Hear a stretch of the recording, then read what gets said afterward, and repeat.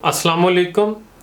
एक इलाके में पुलिस के थानेदार को इतने हकूक़ हासिल हैं कि अगर वो चाहे तो अपने इलाके से जुराइम का बआसानी ख़ात्मा कर सकता है। अगर किसी इलाके में जुराइम का ख़ात्मा नहीं हो रहा तो पंजाबी मुहावरे की ज़ुबान में समझ लें कि कुतिया चोरों से मिली हुई है। इस दावे के सबूत में मैं बागड़जी ज़िला शिकारपुर में तैनात SHO नियाज़ अहमद साहब की तहरीर करदा कहानी ही पेश करना चाहूँगा।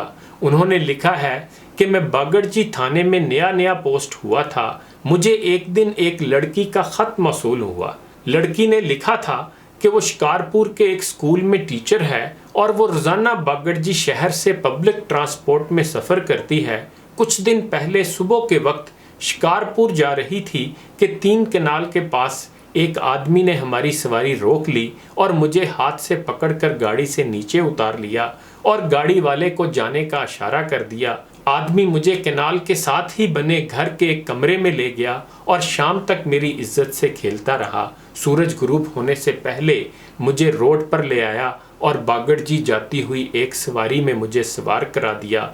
लड़की ने मज़ीद लिखा था कि मैं एक मजबूर और गरीब ख़ानदान से ताल्लुक़ रखती हूँ, अपनी इज़्ज़त की खातिर सामने नहीं आ सकती।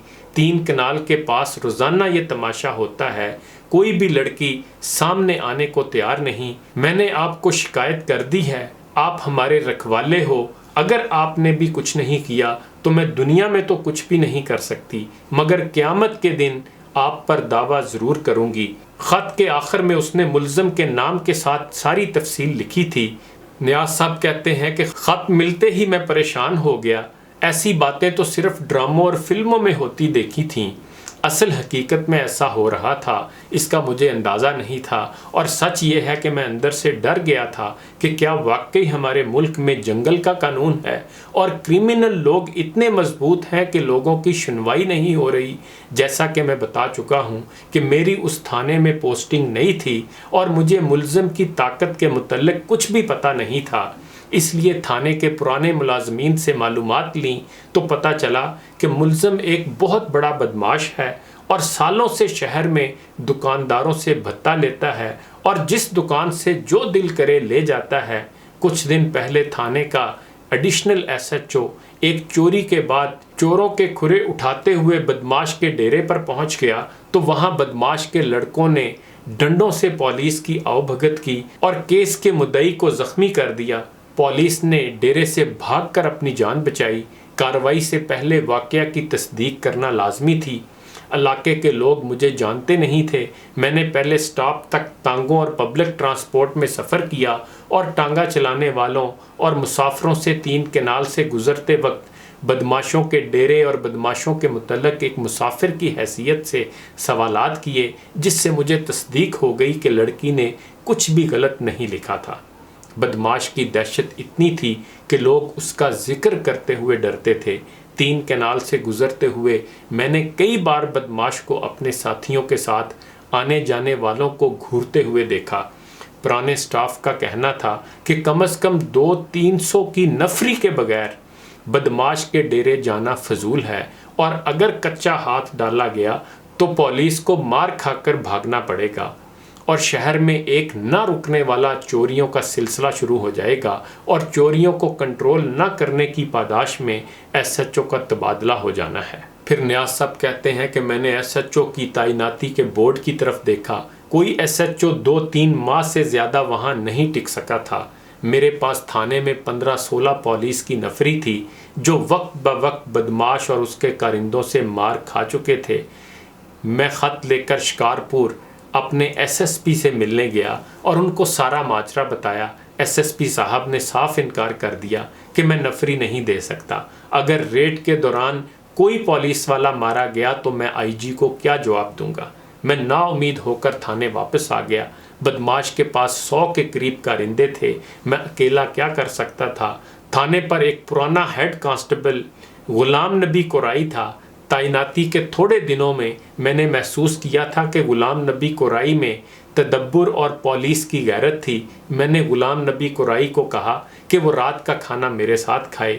मैंने सोचा था कि खाने के दौरान उससे मशवरा करूं कि बदमाश से किस तरह जान छुड़ाएं।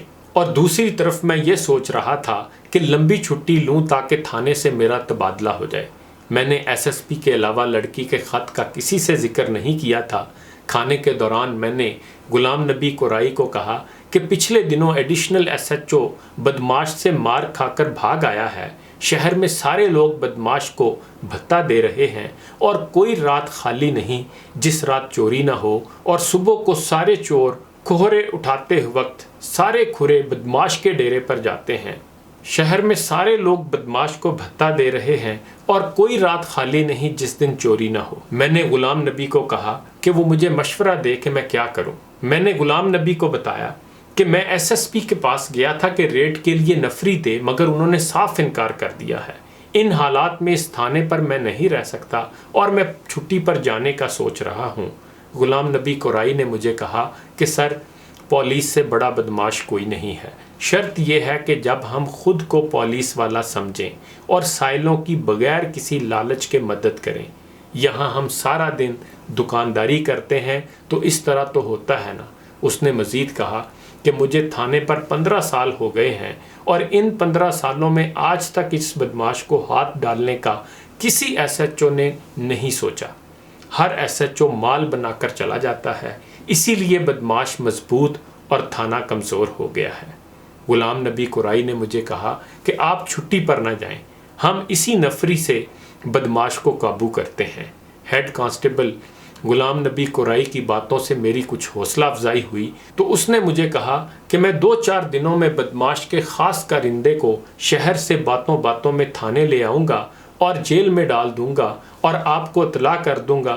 آپ نے صرف جیل کی چابی ہیڈ محرر سے لے کر اپنے پاس رکھ لینی ہے۔ ایسا نہ ہو کہ بدماش ہیڈ محرر سے زبردستی اپنا بندہ لے جائے اور ہیڈ محرر کو سختی سے کارندے کی ملاقات پر پابندی کا حکم دے دیں۔ بدماش پولیس سے ڈرتا نہیں ہے، وہ آپ کے پاس خود آئے گا اپنا کرندہ چھڑانے کے لیے۔ آپ تھانے کی نفری کو حاضر رہنے کا حکم دے دیں، ہم بدماش کو پکڑ کر بند کر دیں گے۔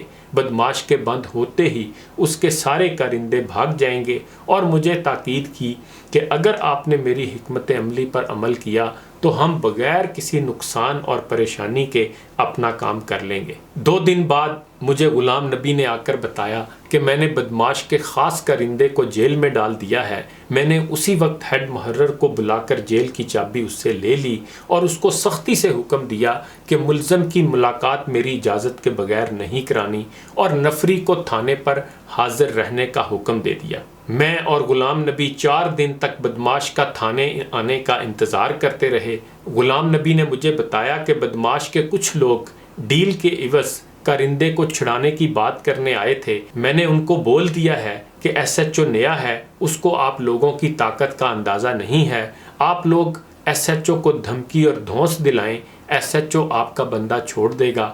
5ویں دن میں اپنے دفتر میں بیٹھا تھا کہ میری کرسی کے پیچھے کھڑکی میں گھوڑے کے ہنہنانے کی آواز آئی۔ میں نے حیرت سے مڑ کر کھڑکی میں دیکھا کہ بدماش گھوڑے سے اتر رہا تھا اور اس کے ساتھ آیا ایک لڑکا گھوڑے کو میرے دفتر کی کھڑکی کی سلاخ سے باندھ رہا تھا۔ میں جلدی سے اٹھ کر ساتھ بنے ہیڈ محرر کے کمرے میں گیا اور اس کو کہا کہ جلدی سے ساری نفری جس حال میں بھی ہے میرے پاس پیش کرے۔ گھوڑے پر آنا اور خاص طور پر گھوڑے کو ایس ایچ او کی کھڑکی کی سلاخوں میں باندھنا ایس ایچ او کو کم حیثیت دکھانے کا ایک نفسیاتی حربہ تھا، ورنہ گھوڑے کو تھانے کے کسی درخت سے بھی باندھا جا سکتا تھا۔ بدماش بغیر اجازت میرے دفتر میں آ کر کرسی کھینچ کر بیٹھ گیا اور میرا آدھا نام لے کر بلند آواز میں کہا کہ نیاز تم کو کیسے جرت ہوئی ہے کہ میرا کارندہ بند کر دیا ہے؟ نیاز صاحب کہتے ہیں کہ میں بدماش کے چہرے کو دیکھ رہا تھا اور بدماش بلند آواز میں مجھے پریشر میں لانے کے لیے اپنی بکواس میں لگا ہوا تھا۔ اتنے میں غلام نبی 5 پولیس والوں کو لے کر میرے دفتر کے دروازے پر آ گیا۔ بدماش ایک لمبا تڑنگا طاقتور انسان تھا۔ ہم 6-7 آدمیوں نے مشکل سے اس کو قابو کر کے زمین پر گرا دیا اور پولیس کا چھتر منگا کر بدماش کو ننگا کر کے اچھی خاصی چترول کی۔ بدماش ہمت ہار چکا تھا اور منت سماجت کرنے پر اتر آیا کہ مجھے معاف کر دیں، شہر میں اس کا بڑا روب و دبدبہ تھا۔ مجھے دکانداروں کو باور کرانا تھا کہ بدماش کی بدماشی ختم ہو گئی ہے۔ بدماش کو عورتوں کا لباس پہنا کر اور گدھے پر بٹھا کر غلام نبی اور تھانے کی ڈری ہوئی نفری نے پورا شہر گھمایا۔ بدماش کو جیل میں ڈال کر ہم نے اس کے ڈیرے کا رخ کیا۔ وہاں سے 100 کے قریب بھینسوں اور چوری کی موٹر سائیکلیں اور چوری کا گھریلو سامان بغیر کسی مزاحمت کے ٹرکوں میں ڈال کر تھانے لائے۔ پورا شہر تھانے پر آ گیا اور اپنے اپنے سامان کی شناخت کرنے لگا۔ میں نے واپسی پر غلام نبی قرائی کو گلے لگا کر اس کے گال پر بوسہ دیا اور اس کا شکریہ ادا کیا کہ اس ساری کامیابی کا سہرا غلام نبی قرائی کے سر تھا، اور اس کے ذمہ لگایا کہ برآمد شدہ چوری کا سامان مالکان کو اپنی نگرانی میں FIR کاٹ کر واپس کرتا جائے۔ اس طرح بدماش پر 30 کے قریب چوری کی برآمدگی کے ساتھ مقدمے بنائے گئے۔ 14 روز تک بدماش اور اس کے کرندہ خاص کو روزانہ رات کو چھترول کا سامنا کرنا پڑتا۔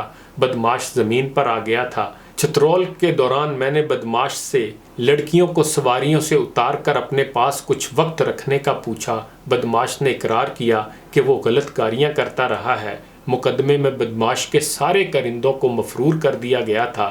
پھر نیاز صاحب کہتے ہیں کہ میری تعیناتی اس تھانے میں تقریباً 3 سال رہی۔ بدماش نے مجھے کافی لوگوں سے سفارش کروائی کہ اگر میں اجازت دوں تو وہ مقدموں میں اپنی ضمانت کروا لے۔ اسے خدشہ تھا کہ ضمانت پر آتے ہی میں دوبارہ اسے نئے کیسوں میں بند کر دوں گا، مگر میں نے انکار کر دیا کہ میری تعیناتی کے دوران واپس نہ آئے۔ 3 سال بعد میرا تبادلہ ہو گیا تو کچھ ہی دنوں میں بدماش ضمانت پر واپس اپنے ڈیرے پر آ گیا، لیکن اس عرصہ میں اس کا پورا گینگ تتر بتر ہو چکا تھا۔ بدماش کی اپنے ہی رشتہ داروں میں دشمنی چل رہی تھی۔ ایک دن انہوں نے اس کے ڈیرے پر حملہ کر دیا۔ ظالم لوگ اندر سے بہت بزدل ہوتے ہیں۔ بدماش بھی اندر سے بہت بزدل تھا۔ حملہ کے وقت بجائے اپنا دفاع کرنے کے وہ اپنی بندوق کے ساتھ ایک کمرے میں جا کر چھپ گیا۔ دشمنوں نے اسے ڈھونڈ نکالا اور گولیاں مار کر قتل کر دیا۔